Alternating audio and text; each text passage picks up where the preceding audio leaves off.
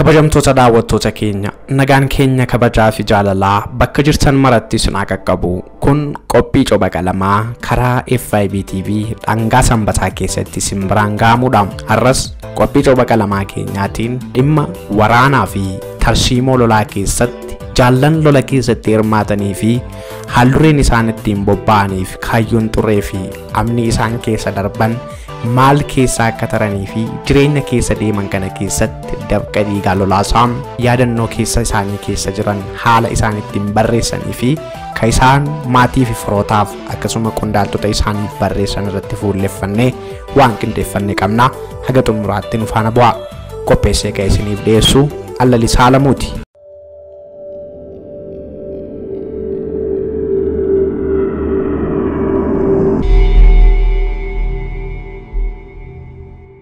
Waa'ee qabsoo hidhannoo yoo kaasnu nama maqaan isaa akka tulluu ifee mul'atuu fi akka biiftuu yoo waa'ee isaa yaadan illee ifa kan namaaf laatu amilee namatti horee waa'ee qabsoo hidhannoof kan namoota baay'eef fakkeenya ta'e Che Guevara ta'uun wallaman gaafachiisu.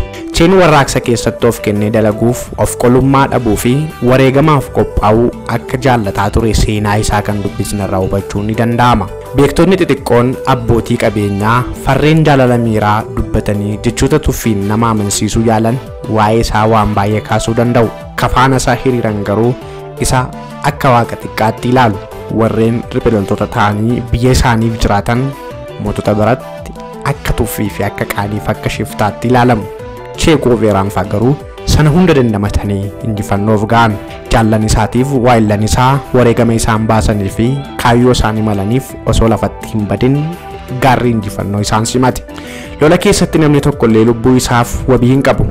Gootummaan yookiin ammoo qaruuxummaan lola jalaa hafuun hin danda'amu. Akka waraanaatti Cheen wantoota kana irratti hubateera. Kun ergaa sagalee guddaa qabu ture. Qabsaa'aa dhugaan kooministiin dhugaa miseensa yookiin ammoo jeneraala yoo ta'e abjuun biyya hambaa deemanii fedhiidhaan qabsoo bilisummaa lammii biroof loluu qabu hin jiru. Warraaqxonni Raashiyaa keessa lolaa turan kanneen akka Poolee Feeliks Pozersaayikaay, Olee Kodaaneks lammiin Yuugilaaviyaa, Yeroosaaliif Haasek lammiin Cheekii fi Joan Reed lammiin Ameerikaa sadarkaa isaarra hin geenye turan. Warreen kun lola hadhooftuu geggeessaniiru garuu sadarkaa Che Guevaraatti hin qixxaanne. Warraaqsi Speen as keessatti eeramuu qaba. Inni illee yaadannoo hin dagatamnedha. Uummanni Raashiyaa lola faashistiin uummata Speen irratti bante gargaaranii loluuf deemanii turan. Balalistoonni xiyyaaraa, ogeessonni taankii, dhukaasaa fi hooggantoonni olaanoon Sooviyeet qawwee qabatanii Speen keessaa lolaa turuun ni beekama. Karaa biroon ammoo yeroo dhiyoo kana Maarshaal Buluweekar bilisummaa Chaayinaaf lolaa akka ture yaadannoo yeroo dhiyooti. Fakkeenya akka kanaa hedduu tarreessuun ni danda'ama. Isaan kun hundumtuu qixxee Che Guevaraan ga'an. Warreen diina loluuf biyya isaanii yookaan ammoo biyya hambaa irratti qabsaa'aa turanis xalayyaa nagaa hooggantoota dhaaba isaanii fi firoota isaaniif haala qabsoo keessa turanii fi yaadannoo xiinsammuu isaanii fi kadafqii isaanii cobee dhiigni isaanii dhangaleef yaadi isaanii walitti ol babbaa'ee fuudhanii yaada isaanii waraqata irratti obbaafatanii maatii fi firoota isaanii hooggantoota qabsoo isaanii qaqqabsiisaa turaniiru. Warraaqxonni Kuubaa Che waliin warraaqsa geggeessuuf deemanii xalayyaa nagaa maatii isaaniif barreessaniiru. Isaanis yeroo maatii isaanii dachee dhaloota isaanii fi firoota isaanii irraa adda ba'anii deeman akkuma Che injifannoo galmeessisuutti amananii loluuf deemanii turan. Xalayoonni kun egaa hundi haga kana iccitii guddaadhaan qabamaa hin turre. Xalayoota kana keessaa tokko bara 1969 maxxanfamee yommuu ba'u waa'een xalayyaa sanaa yaadannoo qabsoo bilisummaa biyya Kuubaatii fi imaltoonni qabsoo bilisummaa haalli isaan keessa darban namoota baay'ee rifaasisee keessa isaaniitti garaa moogessee waa'ee isaanii deebisee isaan yaadachiise. Kabiraan ammoo waggaa tokko booda xalayyaa bara 1967 barreeffame ture. Egaa daawwattoota keenya waa'ee xalayyaawota kanneen irratti fuulleffannee maaltu barreeffame laata kan jedhu isin biraan ga'uuf deemna. Nu faana bu'aa.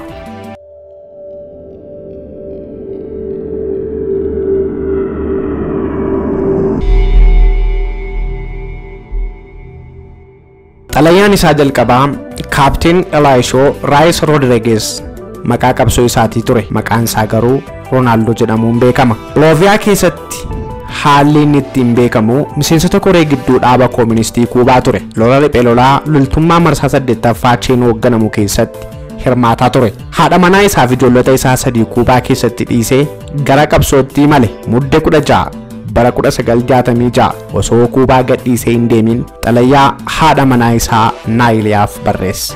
Akkas jedha: Jaallatamtuu Naayilaa Baaraayiraas, addaan baanee jiraachuun waan baay'ee ulfaatudha.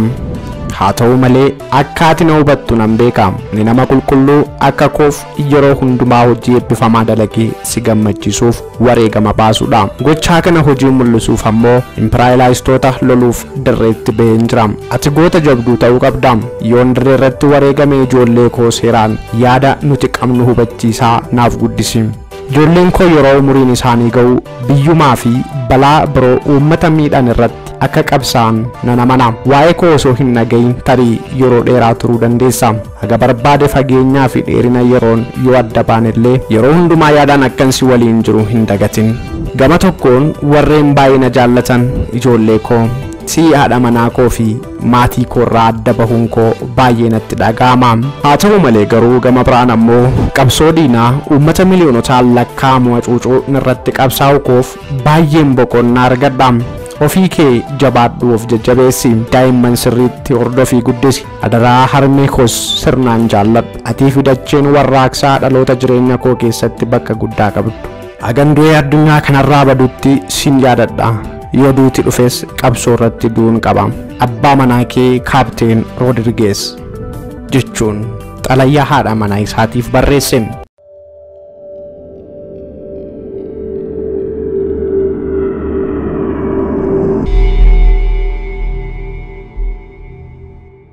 Xalayaa kabroon ammoo akka haala saniitiin yoo yaadatamee sammuu namaa keessatti hafu. Xalayaa kana Kaapteen Jiisaas Suwaares Gaawol kan maqaan qabsoo isaa Jiisaas jedhamuun Bolooviyaa keessatti waamamaa kan ture, maatii qonnaan bultoota keessaa dhalatee osoo barnoota barachaa jiru addaan kutee qabsoo Baatistaa irratti geggeeffamutti dabalame. Osoo qabsootti hin dabalamin yeroo adda addaa hidhamaa ture. Mooraa baqataa US fi Meeksikoo keessatti jiraataa ture. Boodarra eebila 19 bara 1958 curqunfamtoota loluuf qabsootti dabalame. Wayita buufanni raadiyoo rukutame dhuka'aan boombii miilla isaa gubee yeroo dheeraaf dhukkubsachaa ture. Taatullee boombii miilla isaa gubee yeroo dheeraaf dhukkubsachaa turus haaluma kana keessatti muraasa 8ffaa irratti dabalamee haga injifannoo warraaqsaatti lolaa ture. Injifannoo booda Jiisaas dirqamoota hedduu fudhatee hoogganaa ture. Koonyaa Laas Viilaas keessatti akka bulchiinsa faayinaansii, akka bulchiinsa fooyya'insa jireenya qonnaan bultootaatti dalagaa ture. Durataa warshaa daakuu fi jireenya qonnaan bultootaatti haalaan daran jabaataa fi ulfaataa kan ta'e adda durummaan fudhatee hojjete. Durataa warshaa daakuu fi dhaabbata qabeenya uumamaa ture. Bara 1964 irraa kaasee ammoo itti aanaa ministeera sukkaaraa ture. Suwaares Gaawol yeroo gara Bolooviyaa deemuuf ka'e xalayaa ilma isaa hangafaa Jiisaas Feleksiif dhiisee deemee ture. Innis muddee 2 bara 1964 jaal Jiisaas Feliksi Suwaares Havaanaa Kuubaa jaallatamaa ilma koof jedhee jalqaba. Xalayaa kana akkan siif barreessuuf kan na kakaase sababoota hedduutu jira.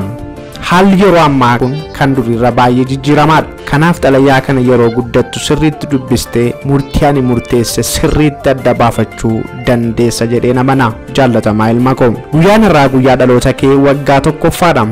Ati abdii kooti, gara fuulduraatis turte. Yeroo gabaabaa si waliin turetti jaalalaa fi gammachuu guddaa sirraa argadheera.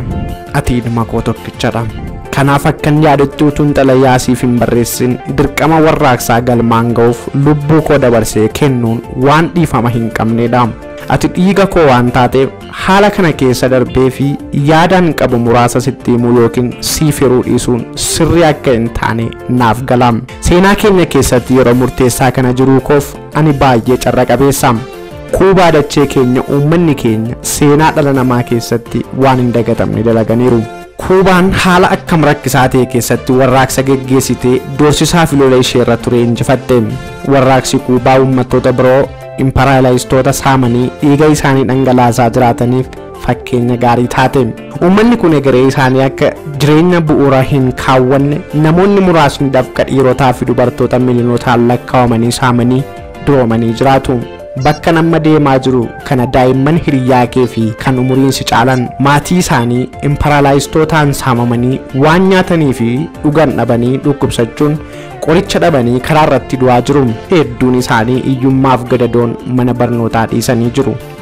Sababa kanaaf jedheen sadarkaa kanatti hojii warraaqsa Kuubaa addaan kutee biyya dhaloota koonyaan alaa bakka saamichi ammallee geggeeffamaa jiru dachee imparaalaayistootaa dhiiga namaa dhangalaasaa jirtuutti qajeele. Hubannaa warraaqsaa kanaa qabaachuun koo dachee dhaloota koo gadhiisee imparaalaayistota loluuf biyyoota hambaa akkaan deemu na dirqisiise. Ani waan fuulduratti na eeggatu nan beeka. Tannoo fi xichoomina guddaa keessan darbaa. Finna koo fi hiriyoottan koo baay'ee na jaallatan nan beeka. Garuu jaalala firoota koo fi hiriyoota koo dhiisee deemuun gaddiyoo natti dhaga'amallee qabsoo uummata bal'aa irratti hirmaadhe hadhaa isaa dhandhamachaa tarree fuulduraarra hiriiree diina uummata saamu loluuf ba'u kootti nan gammada. Namoota natti dhiyaatan hundumaa caalaa jaalalli ani siif qabu baay'ee guddaadha. Jaalalli koo si waliin ta'ee nama dhugaa fi warraaqsaa taasisee si guddisuu ture. Haa ta'u malee garuu wantoonni akkan yaadetti naaf hin mijanne. Aalmaan siif dhiisee deeme fakkeenyummaa gaarii fi tifumsiisa warraaqsaati. Ani jireenya koo guutuu warraaqsaaf dabarsee waanan kenneef barnoota ati biyya warraaqxuu keessatti barattu bakka ani si biraa dhabamee caalaa bakka siif bu'aa. Murtii ani murteesse haala gaariin akka hubattu yoomillee akka ati na hin qeeqne abdii guddaan qaba. Abbaa kee irraa seeraan dhalachuu keetti akka boontu abdii guddaan qaba. Murtii ani murteesse madda gammachuu siif haa ta'u. Ani jalqabaa kaasee gammachuu xixiqqaa abbaan ilma isaaf kennuu barataa'e sii kennuu hin dandeenye. Hawwiin koo inni guddaan xiyyeeffannoon barnoota kee barattee warraaqsa galmaan ga'uuf akka hojjettudha. Akkan yaadutti yoo xiqqaate kana booda qawwee baatte mirga dhala namaaf waan loltu natti hin fakkaatu. Ati kana booda qorannoo saayinsii, teekinooloojii fi hojii kalaqaa adda addaa keessatti hirmaachuu qabda. Akkasumas haqaaf qabsaa'uu dandeessa. Bakka kanatti gootummaan kee mul'achuu fi injifannoo gonfachuun akka warraaqaatti osoo hin qusatin humna qabdu guutuun hojjechuu qabda. Yeroo hundumaa dammaqi. Warraaqsa kee ciminaa fi murannoon tiksi. Warraaqsi dhiiga waan kaffalchisuuf uummata addunyaa biratti kabaja guddaa qabdi. Yeroo hundumaa nama arjaa fi cimaa akka taatu nawwa. Yeroo kamillee aga barbaade yoo addooftes akka qabaachuun hojjedhu. Dirqama kee irratti qeeqa fudhadhu. Haa ta'u malee yaada mataa kee qabaadhu. Qeeqa sirratti dhiyaate sirriitti ofirraa ittisi. Yaada keen yoo amansiifte nama sirrii ta'uu kee amansiifte. Namatti hirkachuu fi nama fakkaachuu dhiisi. Tasumaa akka poomii of hin cululuqsin. Xalayyaa kana yeroo dubbistu tarii daandii gaarii Jees Maartin duraan dursitee hubachuu dandeessa. Walaloo inni barreesse Yuugoo Yeestarlaa jedhu dubbisi. Hiika isaa irratti sirriitti yaadi. Carraa kee keessatti urjii baatee baddu filachuu hin dagatin. Abbaa kee nagaa waasiif dhaama. Jiisaa Suwaares Goolarraa jechuun xalayyaa garaa nama moogessuu fi onnee namaa gara qabsoo fi haqaatti dirmammeessee fuula isaa naanneeffachiisu barreessee lafa kaa'e.